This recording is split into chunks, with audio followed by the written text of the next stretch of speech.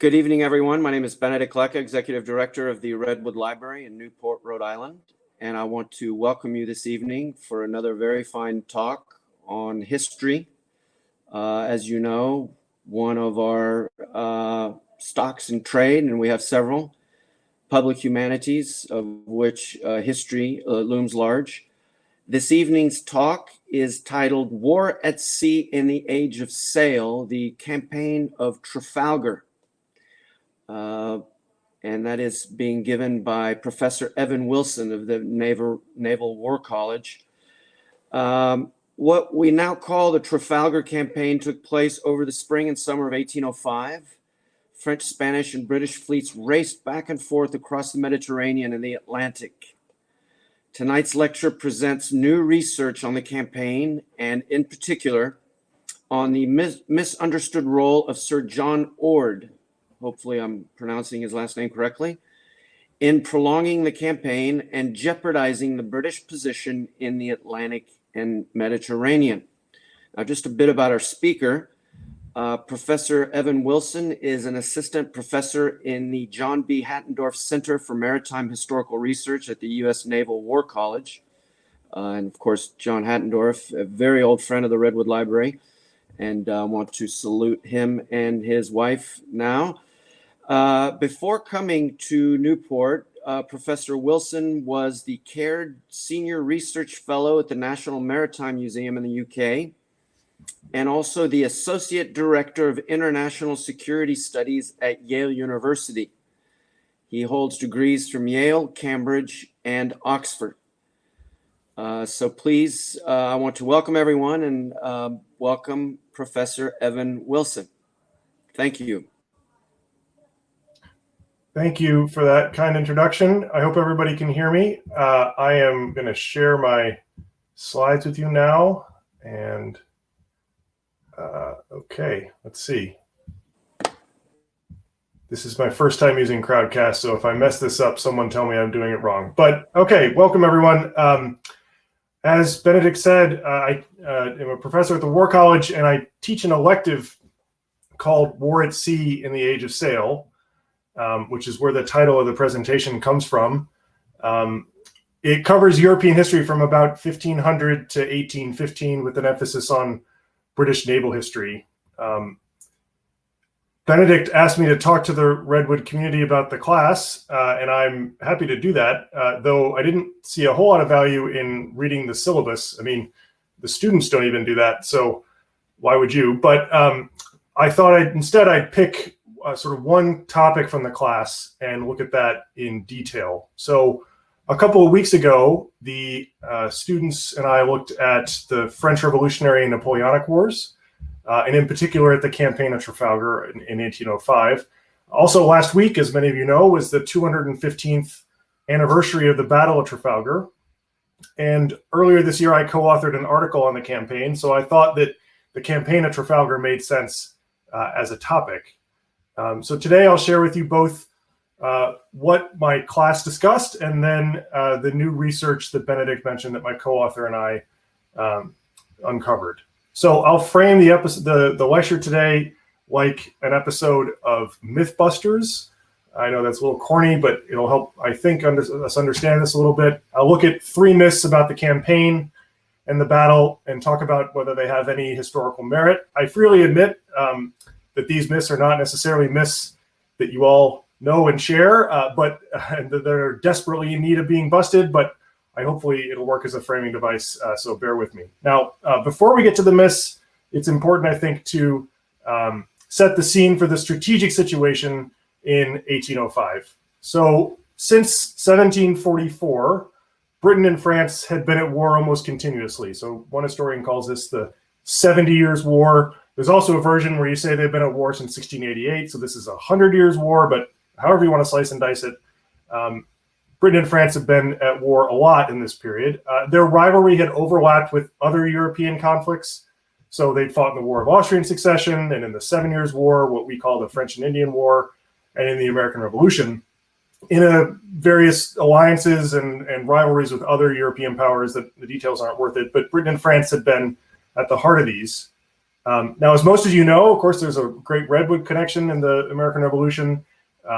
The British and French have both occupied Newport, and the Redwood had served as the British Officers Club. Apparently, we're still tracking down the books that they stole. The French were apparently much more polite. They used Newport as the base from which to launch the campaign that ended with the siege of Yorktown in 1781. Now, after the French Revolution in 1789, transformed European politics and warfare, but it didn't really change the basic structure of the Anglo-French rivalry, right? So from 1793 to 1801, Britain and France had fought the French Revolutionary War, and by 1803, after a short peace, they were at it again. France, led by First Consul for Life Napoleon Bonaparte, kept winning victories on the continent, especially in the Low Countries and in northern Italy. Britain kept winning victories at sea, especially in 1797 and 98 at the battles of St. Vincent and Camperdown and the Nile. Nelson played a key role in the first and the third. But now, at the onset of what we now call the Napoleonic War, Napoleon, who crowned himself emperor in 1804, sought a final decisive victory by launching an invasion across the English Channel. So he steadily began assembling troops and invasion craft in the Channel ports just a few dozen miles from Britain. And that was a strategic situation in the winter of 1804, 1805, and that's where our story properly begins. And that story is the Campaign of Trafalgar, and that brings us to our first myth, which is that the Battle of Trafalgar was the culmination of the Trafalgar campaign. As I hope to show you today, that was mostly false. The Campaign of Trafalgar really needs a new name. You've all been suckered into coming to hear a talk you thought was about Trafalgar, but it's not. I'm sorry. I will talk about the battle at the end, but basically the battle and the campaign are largely separate things. They have some relationship to each other, as I'll show you, but the actual Battle of Trafalgar was something of an anticlimax, strategically speaking. So the first thing to say today is, what was the Campaign of Trafalgar? And then what role did the Battle of Trafalgar actually play in it? So the French were the aggressors in this campaign, so it makes sense to start with them. Despite repeated defeats at sea, France had actually constructed a pretty impressive navy by 1805, at least on paper. They were also allied to the Spanish, and the Spanish navy, though in decline, was also impressive, and combined Franco-Spanish forces were at least as strong as the British Royal Navy. The problem for Napoleon was that both his ships and Spain's ships were scattered around Europe, from Toulon in the Mediterranean, around the Spanish coast at Cartagena and Cadiz, to Ferrol, the Biscay ports of Rochefort and Brest, and then to the sort of Franco-Dutch fleet in the Scheldt. The largest fleet was in Brest, but there were at least half a dozen ships of the line, and those are what those numbers are, meaning basically battleships in many of these ports. So Napoleon's strategy had to begin from that starting position, scattered fleets. How do you get all of your ships of the line, which we can sort of serve as a proxy for the strength of the fleet, into one place? Now, there are benefits to this starting position, as I think we'll see. It forced the British to spread their forces thinly to watch all these ports.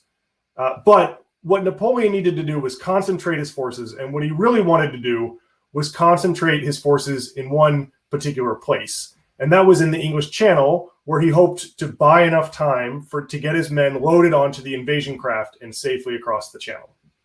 Now, the prevailing winds in the channel blow from west to east. So really what Napoleon wanted to do was gain command of the Atlantic mouth of the channel, which you can see where my mouse is here. That's really what he's aiming for. If he controlled that area, he could dictate operations down the channel. And that's one reason why the largest French fleet was at Brest. So Napoleon's plans required his fleets to concentrate. Now, I say plans, not plan, because one of the most confusing parts of this campaign is that Napoleon issued something like 8 different plans in rapid succession, and it was rarely clear to his generals and admirals and allies which plan they were supposed to be executing. It's not worth it to go into the details of each of the plans, though, because most of them had a sort of broadly similar shape, and they generally began with the fleet that was farthest away from the channel in Toulon. That fleet's departure would be the starting gun. The idea was basically to get that fleet to combine with the Spanish fleets on the southeastern coast, and then lead the British on a wild goose chase across the Atlantic. Now, we should explain that a little bit, right? Why not just have them sail directly from Cadiz up to Brest? And the answer is basically that the French wanted the British to be confused and to not know where they were, right? And if they sailed right that way, it was likely the British were going to know where they were. And then if the British knew where the French were, it was more likely that the British could concentrate their forces on that critical point there at the edge of the English Channel. So instead, the idea was to make the British think that the real target was the West Indies, race across the Atlantic, and when the British arrived in the West Indies, race back across the Atlantic before they knew what had happened, so as to arrive here off the coast of France with sufficient force to overwhelm the British forces in the Channel. In theory, that would provide enough of a window to load the troops and get them across to Britain. So most of Napoleon's plans looked like that. There were some iterations that called for diversionary landings in Ireland. So this fleet up here in the Scheldt was going to go north around Scotland, possibly, and land in Northern Ireland. There was a version that had the fleets going to South America rather than the West Indies, then the West Indies. But it doesn't really matter the details. The point is the broad outline of most of the plans is pretty similar. Roll up the fleets from Toulon and then head across the Atlantic and then race back. So one question that's worth asking is, like, was this a good plan, right? Was it feasible to get control of the Channel and launch an invasion? And I mean, spoiler alert, right? It didn't happen. So it's hard to say for sure, but the best we can say is sort of maybe, right? Here's what made sense about it. If Napoleon could combine his fleets and prevent the British from combining theirs, then he could reasonably hope to have sufficient superiority at that critical point down the Channel to gain at least temporary control of the invasion route. So here are the Channel ports where all the troops were, and there's the target across the short channel, right? He also had enough troops, 93,000 troops is no joke, to pose a real threat to Britain if he could land, and he had lots of invasion craft. So those are the strong points. The problem with the plan is that the mechanics of actually getting across the channel. So any wind that would allow his ships of the line to move down the channel, the big ships, was likely going to be too strong for these kind of dinky invasion craft. So these are the invasion craft. Don't let the three masts fool you, all right? Even the largest ones are carrying like 12 guns and maybe 120 troops. Most of them are much smaller, as you can see some models of them here, right? The other thing is it takes a long time to load 93,000 men onto troop transports, so certainly multiple tides. So the mechanics of the actual invasion were a little doubtful. We'll never know for sure, but there are good reasons to be skeptical. Now, but the British couldn't afford to bank on confusion, though, right? I mean, they couldn't. They had to take this threat seriously. It was something that they had to respond to. So the British needed to prevent that concentration of French and Spanish forces in the mouth of the Channel. So they deployed their fleets like this. You can see that they're off every port except for Cartagena. There just weren't enough British ships available for complicated reasons I can talk about if you're curious to watch Cartagena, but also that no one was really sure how ready for sea the Spanish ships were, and we'll see that in the campaign as well. The largest fleet is there in the western approaches, as you'd expect in the western end of the Channel to watch the critical point, right? And then the second largest fleet is here. That's Nelson watching Villeneuve off Toulon. We'll come to him in a second. Every one of those fleets could maintain a close blockade of its assigned port, except for Nelson's. So Toulon is a really difficult port to blockade because there are too many possible exits and too many different winds.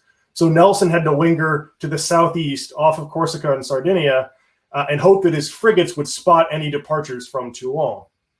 The other reason that Nelson's off to the southeast, though, is that the British, and Nelson in particular, were worried about a repeat of the 1798 campaign. So in 1798, Napoleon had led an expedition from Toulon to Egypt that way. Nelson had been in command at the same then as well in the same place, and he'd let Napoleon slip through his blockade and get all the way to Egypt. And Nelson did not want that to happen again, and so he's responding in some ways to that during the campaign, as we'll see. Okay, so on to the actual campaign here. The starter's gun went off on March 27th, 1805. You can see the dates on all these maps, by the way, in the corner. So here's March, April 1805. Starter's gun goes off when French Admiral Pierre-Charles Villeneuve sortied from Toulon with 11 ships of the line. And you can see them moving here. So his intelligence told him that Nelson was off Barcelona, that Nelson was here. Obviously, we know that Nelson wasn't here. He was over here. But Villeneuve didn't know that, so he had to due south out of Toulon to avoid where he thought Nelson was. That actually worked out really well for Villeneuve in the end, because Nelson's frigates reported Villeneuve's location when he was here, meaning that Nelson didn't know whether Villeneuve planned to turn east to go to Egypt or west out of the Mediterranean. So Nelson spent the first 2 weeks of April cruising between Sardinia and Sicily, hoping that Villeneuve had turned east. And we're going to see Nelson sort of wander over there as I play the slides. Instead, Villeneuve, of course, turns west and headed to Cartagena.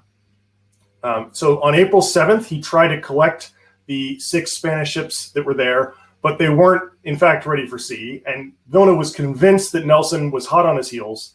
So he said, I can't wait for you. I'm on to the next stop. He left them in Cartagena and went on to Cadiz. On April 9th, he sailed through the Straits of Gibraltar and surprised the British squadron watching Cadiz under Vice Admiral Sir John Orde. Yes, Benedict, you pronounced his name correctly. With 11 ships coming at him from the east and 6 ships in Cadiz ready to sail, Orde was outnumbered about 3-1 or more.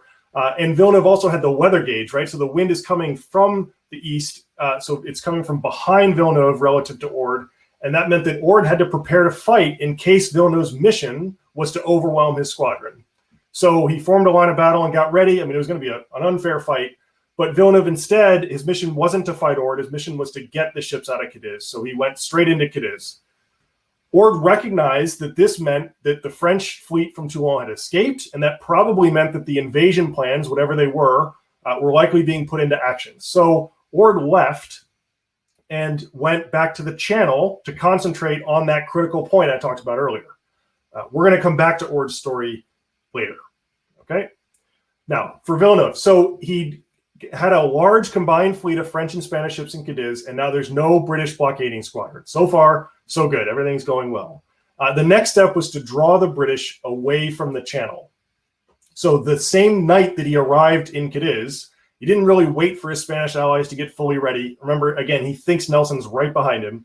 He hightails it out of Cadiz for the West Indies. And so off goes Villeneuve.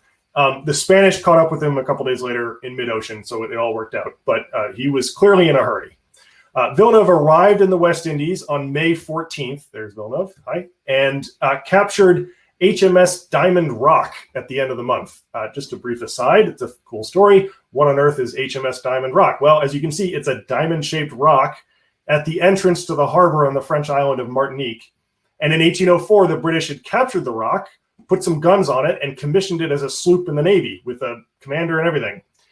It had played havoc with French trade on Martinique for 17 months until Villeneuve showed up with sufficient force to attack. 18 ships in the line, right?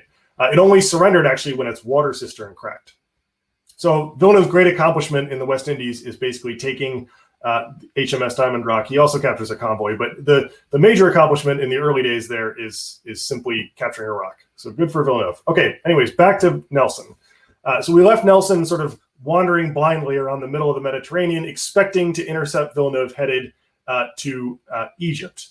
Well, on April 16th, so that was 9 days after it had happened, he learned that Villeneuve had gone to Cartagena. So he's about 9 days behind.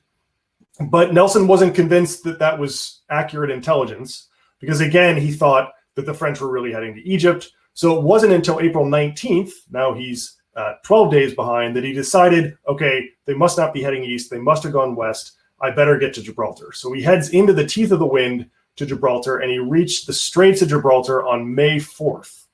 Now, Villeneuve is already well out on his way to the West Indies. He didn't get any news of the French when he got to the Straits, only learning that they had been in the Straits, but not where they'd gone.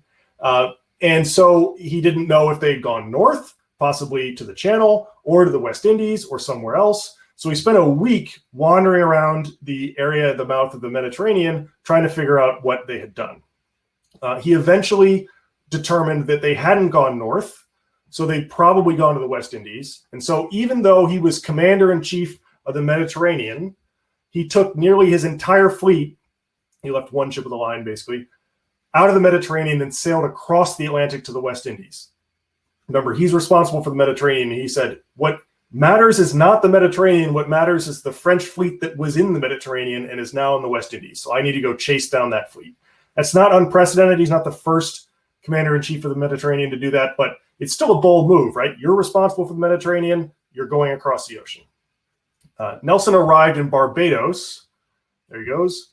On June 4th, about 3 weeks behind Villeneuve. Now, it's worth sort of pausing here for a minute so that I can take a drink of water and you can think about where we are in the campaign. We're about halfway done, and there's still everything to play for, right?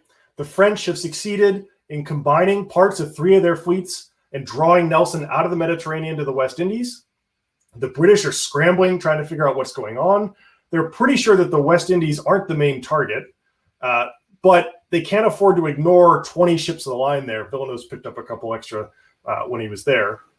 They've entirely abandoned the Mediterranean, but they don't know what the next step will be. So they're being very reactive here rather than proactive.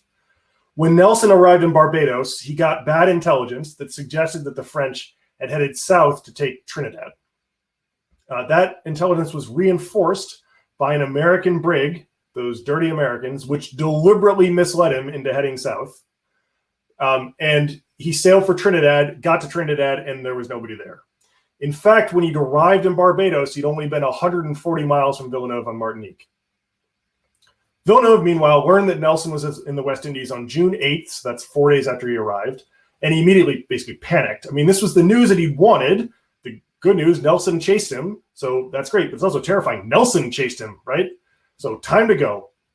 So he departed with 20 ships of the line for Europe, shocked that the plan seemed to be working, but also kind of terrified and convinced that Nelson was hot on his heels. Now, that's sort of true. Nelson was only 2 days behind Villeneuve at this point, but he didn't know where Villeneuve was going back in Europe, right? And remember, Nelson had left the Mediterranean. So Nelson had to head back to Gibraltar because that was, again, his area of responsibility. Time to get back there, right? So the result was that both fleets headed back across the Atlantic, only a few hundred miles apart, but they weren't likely to meet because they had different destinations. Now, as the sailors in the group will know, the way the currents and wind in the Atlantic circulate forces sailing ships to head southwest from Europe, so this direction from Europe, when they go to the West Indies, and then northeast from Europe when they are returning, because the currents are in a clockwise and motion in the North Atlantic, right? So Villeneuve headed way out into the middle of the ocean. His track is the dotted line. Remember that longitude in this period is difficult to calculate reliably. So a common practice for ships doing this trip was to get to a known line of latitude where you say, I know that Cape Finisterre is at a certain line of latitude, and then just run down that line of latitude until you hit it, which took a lot of the error out of longitudinal calculations, right? And that's pretty much what Villeneuve did. So he went way north and aimed himself at Cape Finisterre on the northwestern coast of Spain. Okay, but in mid-ocean, Villeneuve's combined fleet was spotted by a British sloop that Nelson had sent back to Britain to explain what he'd done, right? Nelson had just gone from Gibraltar all the way to the West Indies, and now he was heading back, and he had to tell his bosses, look, this is what I did. So the sloop was headed to London. The sloop saw Villeneuve and reported that the combined fleet seemed to be heading for Cape Finisterre, for that northwestern coast of Spain.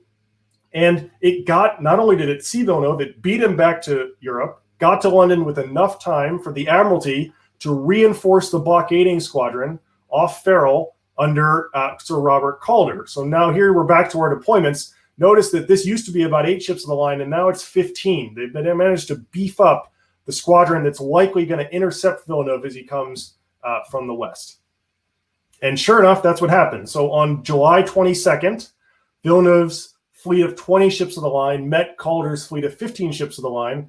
But it was a real mess of an action. The winds were light. There was a heavy swell. And the worst part was that there was patchy fog.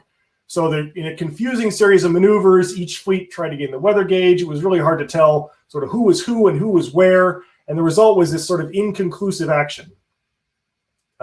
The fleets sighted each other a couple times over the next couple days. But when Villeneuve decided to withdraw, Calder didn't pursue him. Okay. Now, Calder was later court-martialed for not acting more aggressively. But in reality, by deterring Villeneuve from heading north, he prevented Napoleon's plans from being realized. After all, this was the great idea that I explained earlier, right? If Villeneuve had managed to get north to Brest, he would have added his 20 ships of the line to the 21 ships of the line already at Brest, outnumbering Cornwallis's blockading squadron. Now, the combined fleet might not have won that battle, but the odds would certainly have been in their favor. If they defeated Cornwallis, they might have been able to cover a landing attempt by the invasion forces. Nelson, by the way, meanwhile, had come back to the Channel, not to the Channel, sorry, but to the Mediterranean. All right. So that's a key moment in the campaign. There is Villeneuve does not get past Calder. Instead, he goes to Vigo near Ferrol and eventually combined his forces with many of the ships that had been at Ferrol, meaning that he now had 29 ships of the line together. So he'd blown his first chance, but there might still be another. After all, there's a lot of ships, Franco-Spanish ships in the Bay of Biscay here, right? Note that the French had gotten a large fleet ready to sail at Rochefort. Perhaps Villeneuve could combine with that and still overwhelm Cornwallis in the Channel. Now, to prevent that from happening, the British began concentrating forces off Brest. So Calder went back to Cornwallis, and Nelson, there we go, sorry, and Nelson did the same. But when Nelson went back to Cornwallis, he had to go way out into the Atlantic to find a favorable wind. So he's not anywhere near Villeneuve as he goes back. As soon as he added his forces to Cornwallis's, you can see that there are briefly 29 ships of the line under Cornwallis. Nelson requested leave. He was dispirited, having chased Villeneuve all the way across the Mediterranean and the Atlantic, and he was just exhausted. He had been afloat for 2 years straight, basically, and he arrived back in Britain on August 15th. Okay, so Nelson went home. As Nelson went home, Villeneuve was blowing his second chance to overwhelm Cornwallis. So he put to sea and headed north, but remember that he didn't know where Nelson was, he didn't know where Calder was, and he was worried that they were still stalking him. So when he saw strange sails on the horizon, he assumed that the British had found him, and he retreated back to Cadiz. And in fact, as you can see from the map, the strange sails were actually French, and it was the fleet from Rochefort. The two fleets actually scared each other off, and both retreated to ports in Spain, to different ports. Had they combined and had Villeneuve not lost his nerve, it might still have been possible to gain command of the Channel. And that was the end of the Trafalgar campaign. All that chasing back and forth across the Atlantic had been basically for naught, right? Cornwallis, recognizing that the major threat to his position was gone, sorry about the awkward transition there, but redistributed his blockading squadrons to Ferrol and to Cadiz. Now there was a large combined fleet in Cadiz, blockaded by Vice Admiral Cuthbert Collingwood and about 24 ships of the line. Nelson was at home resting. You'll note that at no point in this story have I mentioned Cape Trafalgar, England expects, the Battle of Trafalgar, Nelson's death, Collingwood's dispatch, none of that stuff. You remember from all having attended Trafalgar dinners last week, I'm sure, that it's also in my story, you can see September on the slide. Really, it's the end of August, and the actual battle took place in October. So to remind you, right, the first myth I want to bust is that the Battle of Trafalgar and the Trafalgar campaign are part of the same operation. Really, they're separate. I mean, obviously, there's some relationship. The fleet that eventually fights Trafalgar is that one in Cadiz. But Nelson went home. The threat was over. And that leads me to the second myth that I want to bust, which is that the Battle of Trafalgar saved Britain from invasion. I'm sure you've heard that one before. But actually, two things saved Britain from invasion, and neither were the Battle of Trafalgar. The first, as we've seen, was the conduct of Calder and Villeneuve in the campaign. So Calder successfully prevented the French and Spanish from concentrating their forces in the Channel, at least the first time. Villeneuve lost his nerve and failed to take advantage of two separate opportunities to get around Calder and to get at Cornwallis. That's the first thing that saved Britain from invasion. And then the second thing that saved Britain from invasion was that as Villeneuve was retreating to Cadiz and Nelson was going home to rest, Austria declared war on France. Napoleon gave up all hopes of an invasion of Britain in August 1805, and the Grand Army that had been on the shores of the English Channel broke camp and headed east towards the Rhine.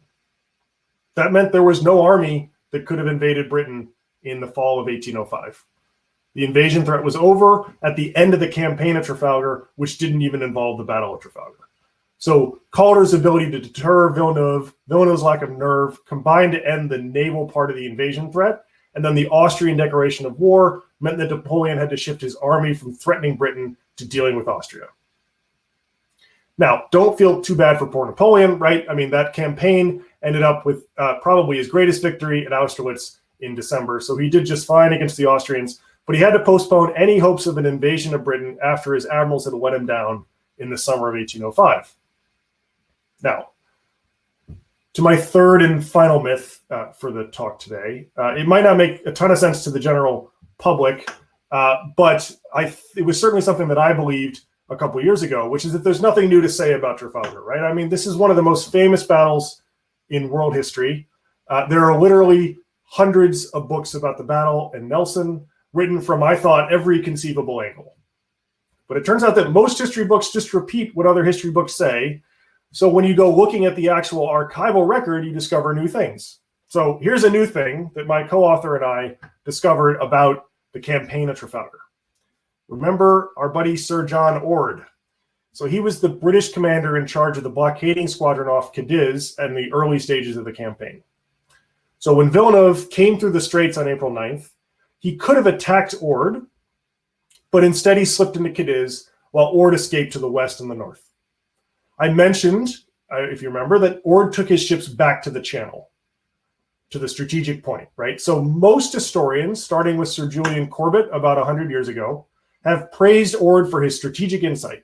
After all, no matter what the French were doing in the Atlantic, no matter where their fleets went, what matters was controlling the English Channel. You can lose the West Indies and still win the war. You lose the war if the French invade. So when in doubt, Britain needed to concentrate forces on the Channel. Orde saw that, did that, and I think that's broadly a correct reason to praise him. But remember also that Nelson fumbled around the middle of the Mediterranean and then around the Straits of Gibraltar for weeks before he finally decided to chase Villeneuve to the West Indies. What we discovered is that the reason Nelson was fumbling was that Orde never told him anything about what Villeneuve was doing, nor did Orde try to figure out where Villeneuve was going. Orde, ironically, told everyone else. He sent word to the West Indies, he sent word to the Admiralty, he sent word to the Channel Fleet, he even sent word to the East Indies on the other side of the world. But he never tried to communicate with Nelson, which cost Nelson valuable time. He never tried to communicate to the East. Remember that when Nelson got to the West Indies, he was this close to tracking down Villeneuve. And with a little luck, the great battle could easily have happened there. If Nelson had arrived a week or two earlier, thanks to better intelligence from Orde, he would have had a much better chance of finding Villeneuve. Instead, the British were lucky, frankly, that Villeneuve lost his nerve when he got back to European waters. Right? A bolder commander could easily have taken advantage of those situations. So what our article does is it shows how Orde failed to share information to the East, to Nelson jeopardizing the whole campaign. It turns out that no one had ever said that before, and it makes Orde look not like a man of great strategic insight, but actually kind of a petty fool. So we came up with two explanations for why Orde behaved this way. There's Orde. The first is that he and Nelson had a history. So in 1798, I mentioned that Napoleon was preparing his expedition to Egypt. Both Orde and Nelson were part of the Mediterranean fleet under the command of Admiral the Earl of St. Vincent. St. Vincent had decided to detach about a dozen ships to counter the French expedition at Toulon. He gave command of those ships to Nelson rather than to Orde, even though Orde was senior to Nelson. Orde was so frustrated by this, so hurt, he felt his honor had been impinged, that he challenged St. Vincent to a duel. Now, the duel never happened because the king intervened personally to excuse St. Vincent from having to fight, saying basically, look, he was just doing his job. You guys need to relax. And Orde's reputation was nearly ruined. He was like chasing St. Vincent around Kent, trying to get him to fight him. It was like ridiculous. St. Vincent was like old and sick. So it gives you, I mean, that kind of backstory gives you some sense of the personal animosity that existed between Orde and Nelson in 1805. The two men actually don't hate each other that much. I mean, Orde isn't as pissed at Nelson as he is at St. Vincent, but there's clearly an important backstory there. Orde eventually does become a last-minute replacement pallbearer at Nelson's funeral, but it's not because Nelson and Orde actually liked each other. The second reason why Orde failed to share information with Nelson was that the Admiralty screwed up. So normally the Mediterranean command extended from the Mediterranean through the Straits of Gibraltar, so this way, to Cape St. Vincent, which is this area here, the southwestern point of the Iberian Peninsula. Sometimes it even went all the way to Lisbon, but depending on the strategic situation, occasionally when the Admiralty knew that the commander-in-chief of the Mediterranean had to be operating at the far eastern end, say near Egypt or Turkey, it would create a detached command off Cadiz. So this would become not part of the Mediterranean anymore.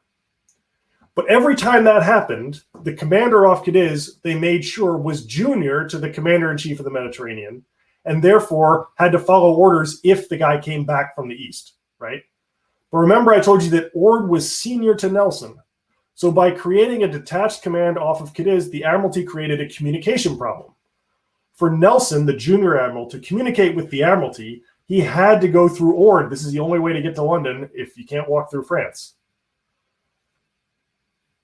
Or he tried really hard to avoid doing that. So Nelson actually ordered his frigates to go this way around Orde and away to the west to avoid having to talk to him. It didn't always work. Orde, for his part, really didn't want to report to Nelson. And technically he didn't have to because he was senior to him. So he wrote him a letter when he first arrived saying, like, I look forward to helping your lordship. But he doesn't actually report to Nelson. He doesn't have to because he's senior. The only way that a command arrangement like this would work in practice is if the two men actually got along and could have a good working relationship. But as we've seen, there's no way that the sensitive Orde with a history with Nelson was going to do that, right? So the result was the confusion and chaos of the Trafalgar campaign, with Nelson wandering blindly off Cadiz and wandering around the middle of the Mediterranean, not sure where to go, with no information from Orde. So while Corbett saw Orde's strategic insight, we saw Orde's pettiness and irresponsibility. And our research demonstrates how poorly organized the British were at the beginning of the campaign. There was lots of confusion about who was responsible for what, about how best to prevent an invasion. Orde, for example, didn't even know that Sir Robert Calder's forces were there off of Ferrol. So when he went back to the Channel, he went right past Calder, not knowing that he was there. I mean, he didn't even know that there was a British fleet there, right? So this demonstrates how lucky the British were, that they made preventable errors in the course of the campaign that the French failed to capitalize on. Now, our research isn't the only new research on Trafalgar either, right? So the other historians have looked at the battle itself. So here, fine, I'll talk about the battle. That's what you all came for, I'm sure. And they've started to question, though, how well some of the British ships actually performed. So just like our research, it tends to sort of, make the Royal Navy, take the Royal Navy down a peg, at least not put it up on this supposedly all-conquering pedestal. This research has shown that while Trafalgar was undoubtedly a great victory, there were alarming examples of cowardice and even cruelty among the British fleet. So, the actual battle. It happened about a month after Nelson returned to his station off Cadiz in September, so the battle happened in October. Napoleon was furious at Villeneuve that he'd blown this opportunity, and as he's marching east to deal with the Austrians, he decides he just needs Villeneuve to do something, anything, and so he comes up with this kind of unreasonable order, which is to tell Villeneuve to sail from Cadiz to Italy to protect a minor operation there. So take 33 ships of the line to do some like coastal defense stuff. Basically, he just wanted Villeneuve to do something, anything with all these ships that he'd paid for. He also planned to relieve Villeneuve, and Villeneuve found out about this. So Villeneuve made sure to sail before his relief could arrive because he couldn't be replaced if he was at sea, right? The combined fleet, though, didn't make it very far before Nelson and Collingwood intercepted it off of Cape Trafalgar on October 21st, 1805. Nelson had met with many of his captains before the battle and communicated the plan, which you can see. This is Nelson's drawing of the plan of Trafalgar on the back of a scrap piece of paper. So you can see the two lines that he has the idea of, and that they're likely going to go into the fleet in that way. The basic idea was to attack them in these two parallel lines, and especially for the weather column, Nelson's column here, Nelson's in victory at the front of the line, Collingwood's and Royal Sovereign at the front of this line. This column was going to aim at the front of the French line and then at the last minute turn this way, which would cause all these French and Spanish ships up here to become disengaged and have to turn around to come back to fight, right? And the rest of the fleet would create a melee with these ships down here. And the British were confident that their gunnery skills would overwhelm the French and Spanish ships. And that's pretty much what happened. Nelson really predicted the course of the battle pretty well. The British captured and destroyed 22 of the combined fleet's 33 ships without suffering a single loss, other than Nelson, of course. It was undoubtedly a great and comprehensive victory. After Nelson's death, it fell to Collingwood, the second in command, to write the dispatch about what had happened. Now, given the magnitude of Nelson's loss, Collingwood made a deliberate effort to ignore some of the less glorious aspects of the battle. Also, a huge storm blew up after the battle, and it was all Collingwood could do to save his own fleet and the remnants of the combined fleet. It's only recently that we've sort of rediscovered some of these inglorious stories. So Spartiate and Minotaur here at the back of Nelson's column basically didn't do anything for the first 4 hours of the battle. Now, admittedly, the winds were light, so it took a long time to get into action, but they didn't make much of an effort. When they did finally get into the battle is when the French van turned and came back around to engage. And Spartiate and Minotaur sort of fired across their bows and half-heartedly said, "Yo, go away." And they didn't pursue them after the French, in fact, did go away. That's why a lot of ships escaped. Or take Prince here in the middle. Prince took 3 hours to reach the battle, all while Victory was engaged and getting battered. When Prince did in fact meet the battle, she found the French ship Akil, which was already on fire and in the process of surrendering. Prince's first contribution to the battle was to fire on a French ship on fire that was surrendering, which caused the Akil to blow up, to actually explode. The magazine exploded at 5:30 p.m., and that basically brought the battle to a close. That was Prince's major contribution to the battle, like a war crime. Britannia here in, where'd it go? Well, it's in there somewhere.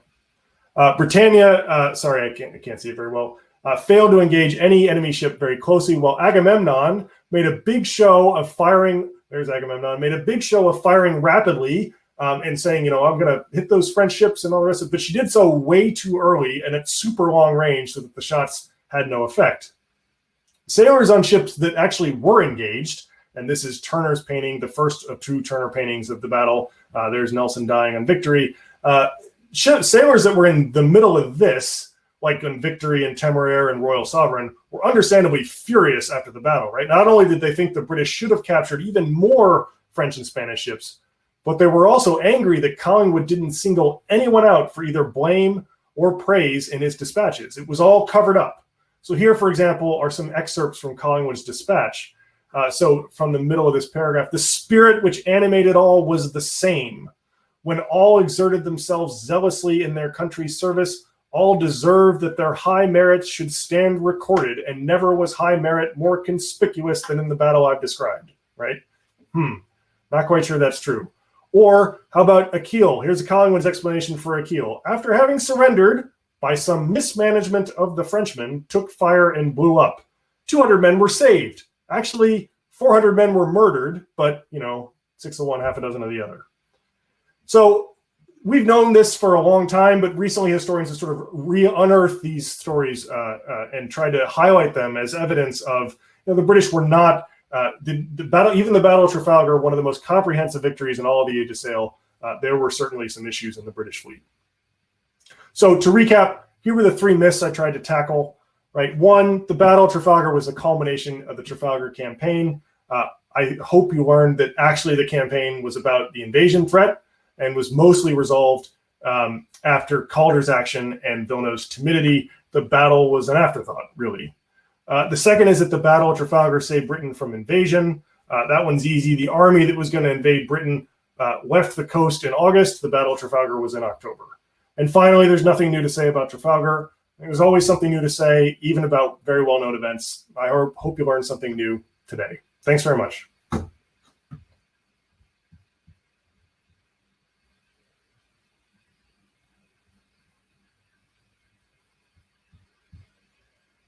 Hi. I don't know if Benedict's going to come back on, but I'm also happy to take questions, maybe in the chat.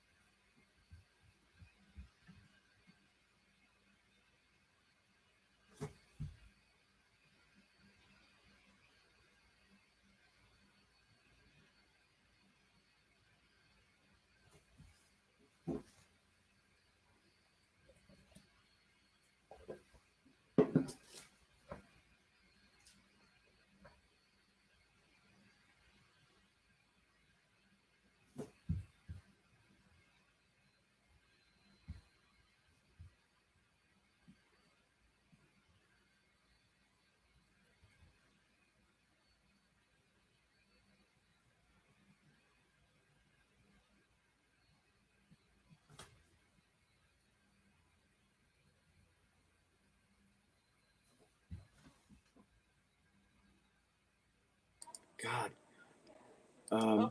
You're on now. Can you hear me? Yep. Oh, okay. Evan, thank you so much. We've had a little technical snafu. I'm not seeing immediately some questions, I'm sorry to say. That's fine. Fascinating back and forth. And I mean, the whole idea of just chasing him across the Atlantic, it seems, that's a long way. One always has this idea that they're, it just seems, back in the day, that would have taken a while, right? There we go. Here we go. Are there a couple of histories you would recommend giving an overview? Must read. Yeah, one that's easily available is James Davy in Nelson's Wake, which I can write down here.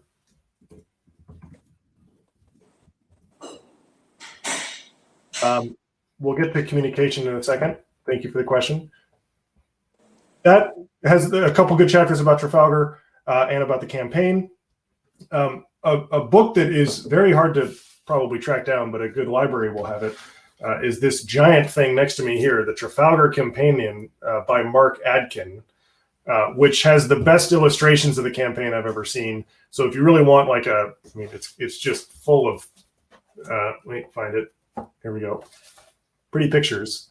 So that's a good option too.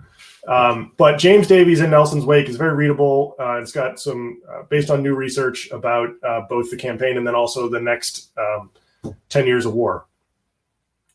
In terms of communication, so there are basically two different issues.